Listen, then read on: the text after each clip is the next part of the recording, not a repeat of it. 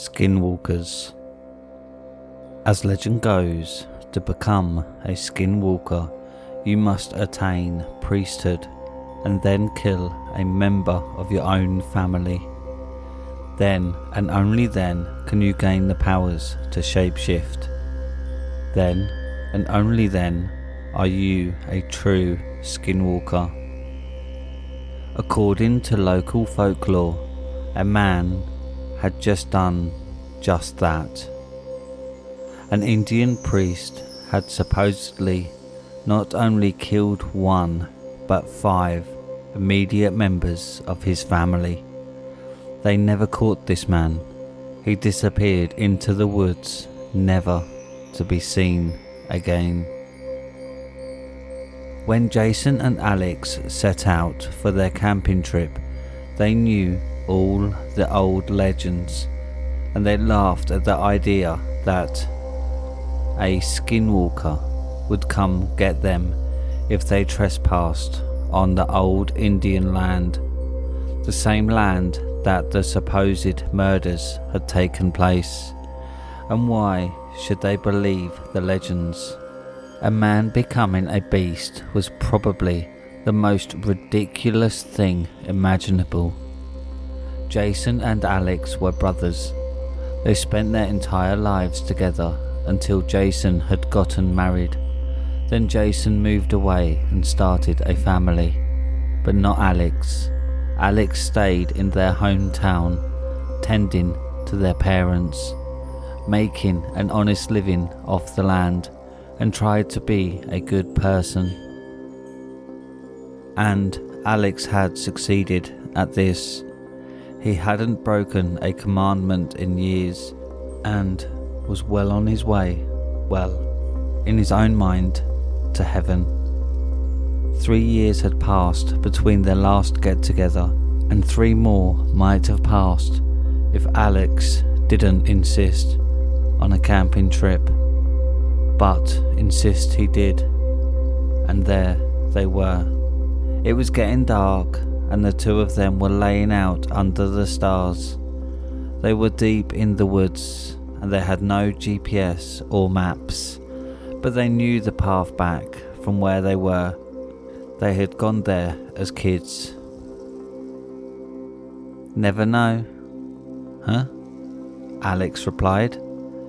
He only caught bits and pieces sometimes. We can never let Dad know, Jason reiterated. Know what? That we stayed on the old Indian land past dark. We promised him as kids, and I wouldn't want to upset him now. He's getting pretty close to dead. And if we started an argument now, we may not resolve it in time for, you know. Just don't tell him or Ma, okay? Okay, no problem. They both were silent for a while, until up creeped a small raccoon. Well, look at that, Alex called as he pointed towards the critter. It stared at them for several minutes, not moving, not attempting to flee. When they motioned towards it, it stayed almost perfectly still, and then, finally, it left. Minutes later came a deer. Again, the creature stayed and watched them, unwavering. Determination glared in its eyes. For about 2 hours, the duo was kept awake as every animal they knew to live in the forest, and some they were almost sure didn't inhabit the area, came to gaze upon them. The final animal was a grey wolf. It slowly moved towards them, and when it was 5 feet away, it stopped. Don't move. Don't panic. It'll go, Jason assured Alex. The wolf slowly stood up onto its hind legs, then its limbs began to contort and pop.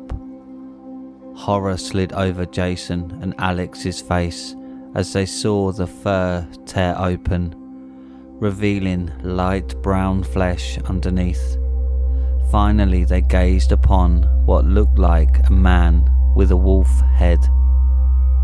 The skull of the wolf split open like a melon, the fur sliding off it, the bone chipping and falling like a fragile eggshell, and in its place slowly grew out the head of a man. The man now stood before the paralyzed brothers. They couldn't seem to move.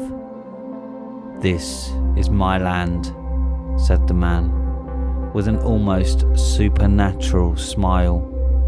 Now, mister, I'm gonna have to ask you to Alex trailed off. "Get the fuck away from us," Jason said as fiercely as he could. The man began to laugh, and as he continued to laugh, the pitch changed. It grew deeper, from that of a man to that of a demon, and soon it sounded as if Satan himself was bellowing out at them. The man's skin grew black as coal, and his eyes yellow like a cat's. His demonic laughter echoed through the forest. As he drew closer and closer, the brothers being unarmed, they had no choice other than to flee, and that's what they did. They ran as fast as they could, except instead of out to their cars, they were cornered into running deeper into the woods. For hours, they seemed to play cat and mouse. Several times, animals they passed would burst open in a grotesque manner, revealing the deranged man, but they continued to run. Finally reaching a cabin, they ducked inside. They were filled with fear, and the brothers felt that leaving the cabin would end in their deaths. What they found in the cabin made them regret their ignorance on legends. For in the main bedroom of the cabin was corpses, at least 100 of them. Every animal they had seen that night was there, along with some larger bodies, some human bodies. It was then that the man burst into the room, except he was once more a wolf. In his deep voice he snickered out, "Welcome home." The following week, the authorities found the cabin during their search for Jason and Alex. Both brothers' faces looked as if they were eaten by an animal of some sort. 6 days later, a security camera, several states over, caught Alex filling up a car with gas. Several eyewitnesses also reported seeing the dead man, and on nearly all accounts, he was seen smiling a wide, toothy, unnatural grin.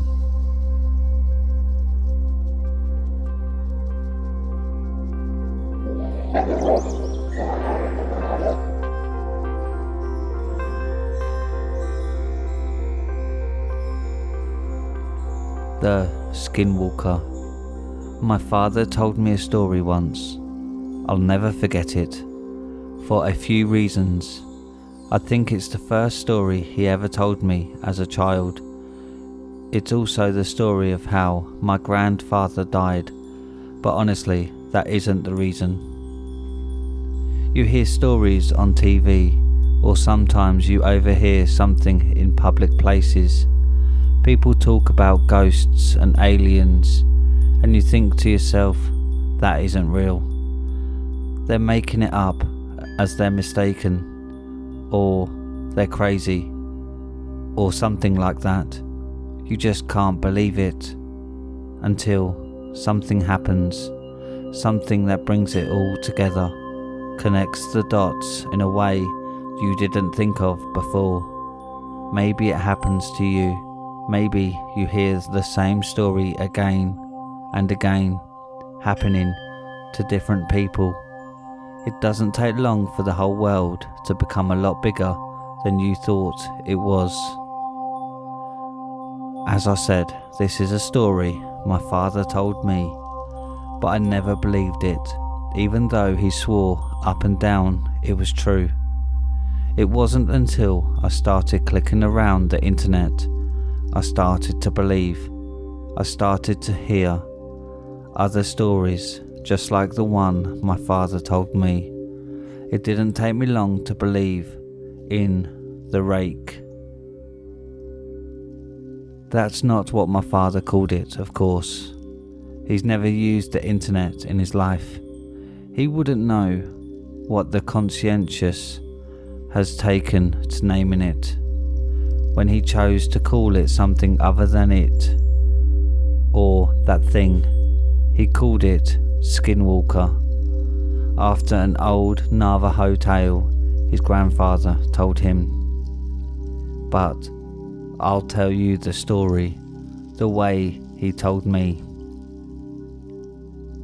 We were out hunting one night, he'd tell me. Coyotes. We'd kill 'em for $50 a skin. They lived on a dairy farm in Ohio. They'd kill calves sometimes. We'd do it every night because we needed the money. Sometimes while we were out, we'd come on a deer and kill it. Our landlord didn't mind, and it could feed our family for a few nights and save us some money. Anyway, we were done making our rounds and heading home, walking, because we didn't have a car or some four-wheeler back then. We'd cut through the woods. That's when we came up on it. Blood everywhere, splattered on the trees, in the grass, in the creek, everywhere.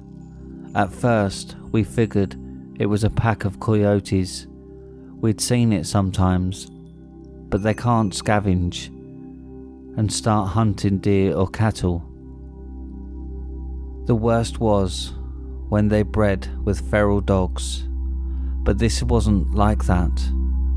See, when a pack of dogs or wolves or coyotes attack something, they do it right. They'll pick off one that's weak or sick or old or just small. They'll hunt it, draw it into a corner, someplace it can't get out of, and they'll run it right to the biggest one, the alpha, and the deer will never see the alpha. It might hear it, but it won't see it. It'll just notice that its throat is gone, and then it'll drop dead. It's quick, it's clean. That wasn't what happened here. Something had run up on a den of deer. Coyotes won't attack a den. Wolves neither, because they'd get too much of a fight.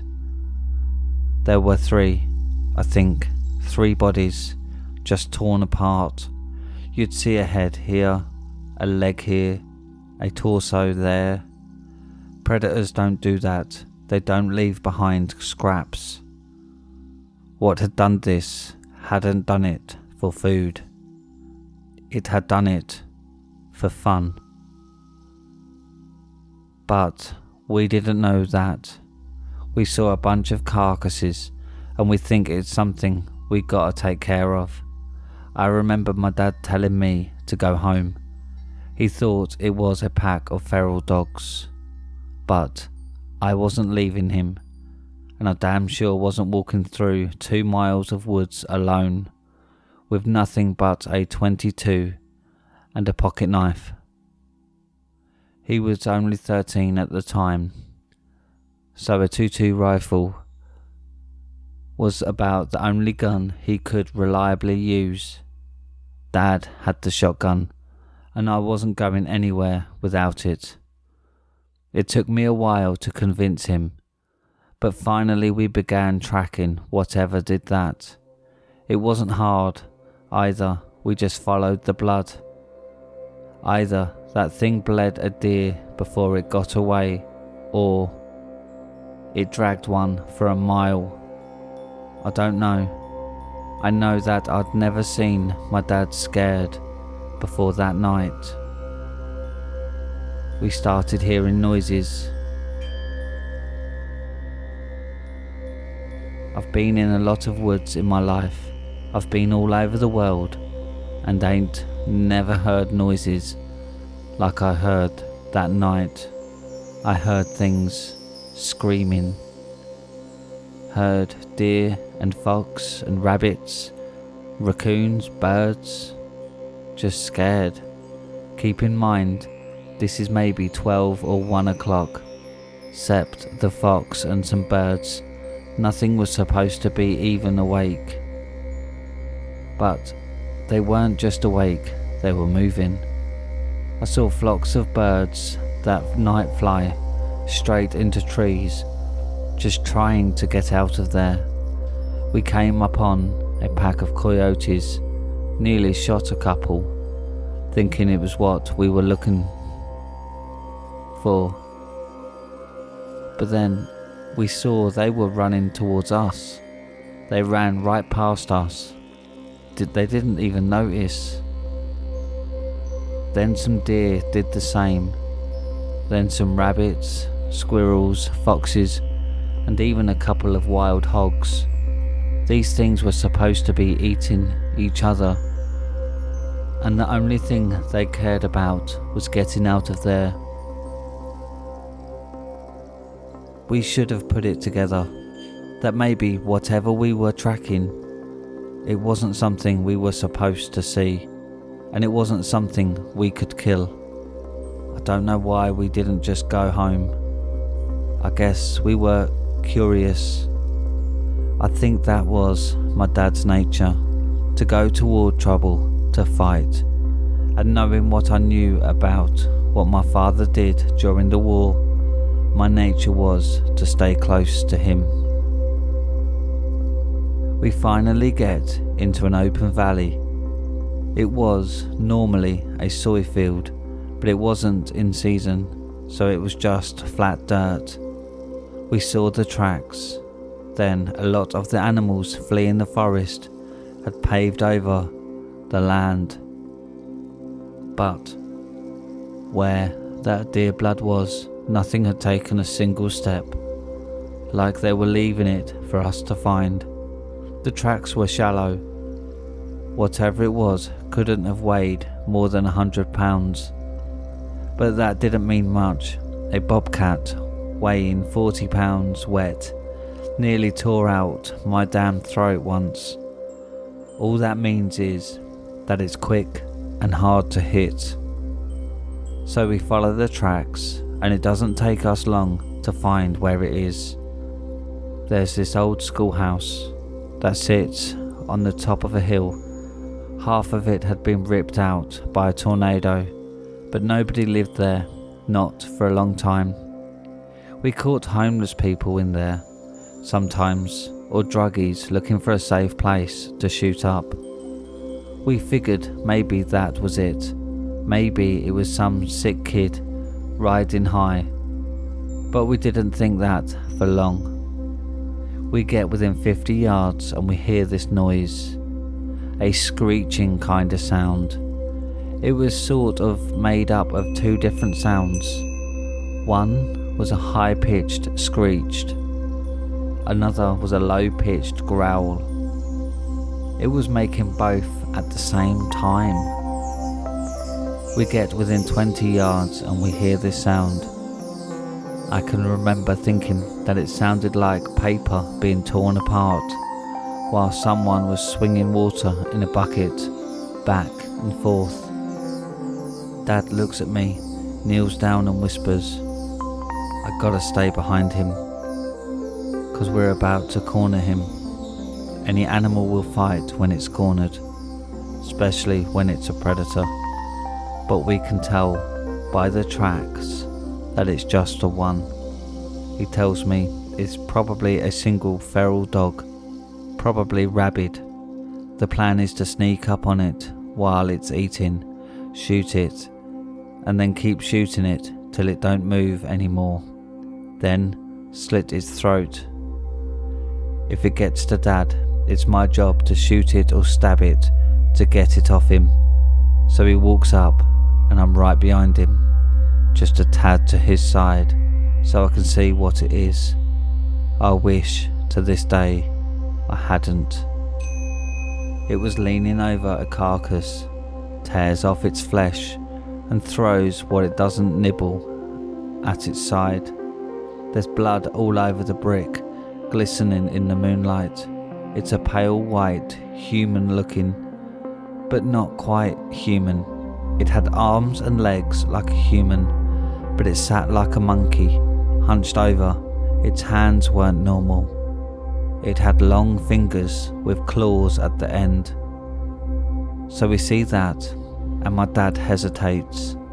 He wasn't about to open fire on a person, so he clears his throat to try to get it to turn around. I swear to God, all the noise just ceased. I ain't ever heard true silence before that, and not after it. But for 2 seconds, nothing. Nothing made any noise, which made it all the louder when it turned around, made this shrill cry and jumped on Dad. He got a shot off.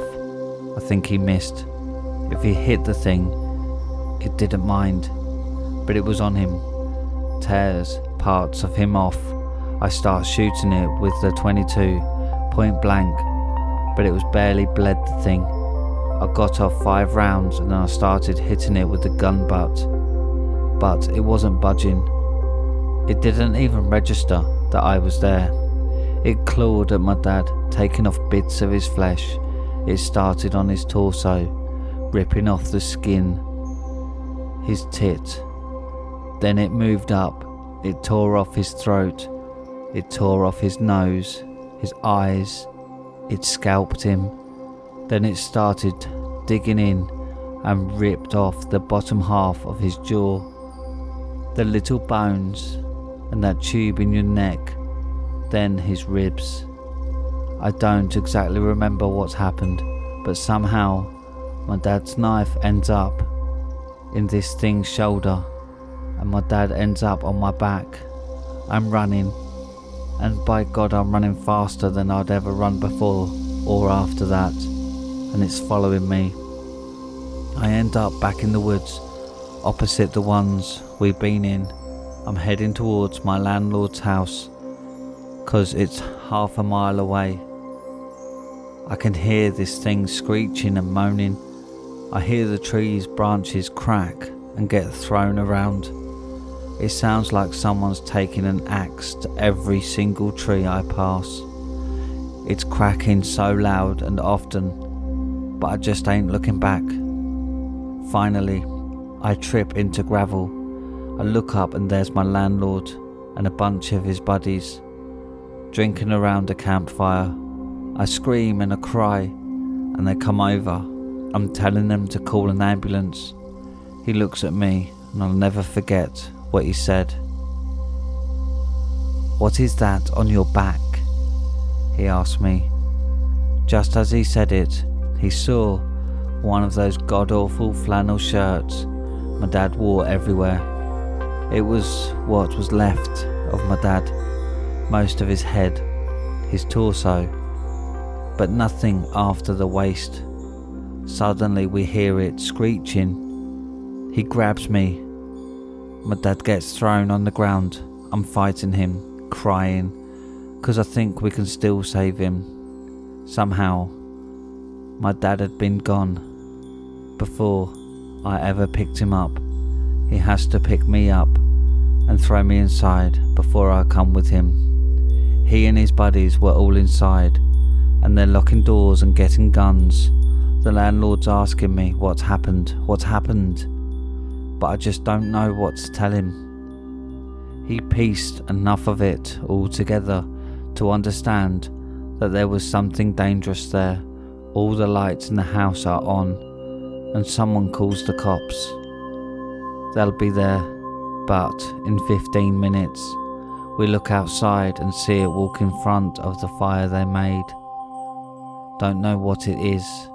One of them says, "It looks like an ape." Suddenly, something goes through the window. We shoot at it, but ain't the thing. It's my landlord's dog. Just the body though, not his head or legs. We start pushing things in front of doors and windows when we hear something in the garage. I remember one of his friends saying that the doors were open. We hear metal and glass just get ripped apart. We put a couch and a TV in front of the door to the garage. It banged around some more, but then it got quiet. Not silent like it was before. We could hear it move around some. And the guys were talking, making sure the guns were ready. Someone hands me a pistol. No sooner did I cock the hammer back did we hear something shatter upstairs. Then we heard it screech again, except now it was louder and didn't echo and fade out, because it was inside. We all rushed to the other door leading upstairs, and we got to it just as the thing did. It opened it just a bit, and 4 or 5 men just slammed into it. It got its hand through. Someone with a shotgun took care of that, put the barrel right up to its wrist and pulled the trigger, cut its hand clean off. That only pissed it off though. It started pushing on that door, clawing. We were on one side, pushing as best we could, and it was on the other, doing the same. That wood just wasn't going to hold, so someone tells us to keep our heads down. Suddenly the top half of the door is just gone. My ears are ringing. There are splinters everywhere. 2 or 3 of them just unloaded on the top of that door. I don't really know where it went after that. The police got there. I was still glued to that door. What was left of it. The sun was up before they got me off it. They put me in a hospital for a while. A lot of people talked to me, but I didn't talk back. Not for a long time. When I got back home, I got a job from the landlord, working on the farm. We didn't talk much, not about the thing, but I signed up for the army when I was 19, and he sat me down to drink some scotch as a send-off. I asked him right away what the police told him. The story they went with was a wild animal, probably a wolf, or maybe a bear that had migrated north. I asked him how they could say that when they had the hand. He looks at me, stunned. He tells me that the hand never made it back to the station. The cop who had it in his car wrecked, drove into a tree, died on impact. The hand was never found, probably taken away by an animal. The cops, when they would acknowledge the hand existed at all, said it was simply the paw of a bear that looked like a human hand. I never talked to the landlord again. He went missing when I was in basic. The cops never found him. They said he owed some people some money and just run away. But I don't think it's that simple. I never went back to those woods. I wouldn't even if I had gotten the whole goddamn US Army on my back. But that was a lie. When my mother died, I don't think my father felt he had anything left, and that he might as well settle old scores. He went to those woods. He never came back. The FBI was called. They did a show for everyone involved, but I knew they weren't really looking. I had to get one drunk and slip him a few 50s before he finally told me that they got a few calls about those woods every year, about someone up and vanishing, but that was all he wanted to tell me. Before he got up and left with the rest of his team, he wrote "The Rake" onto a napkin. I didn't know what it meant until I searched for it on the internet. Honestly, I would have rather not known.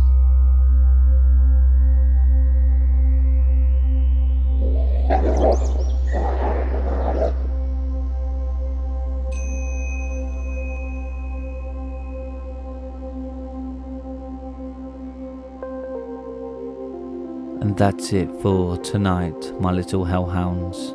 Thanks for listening. If you like scary stories, then please subscribe and click the like button, as this really does help our little channel out.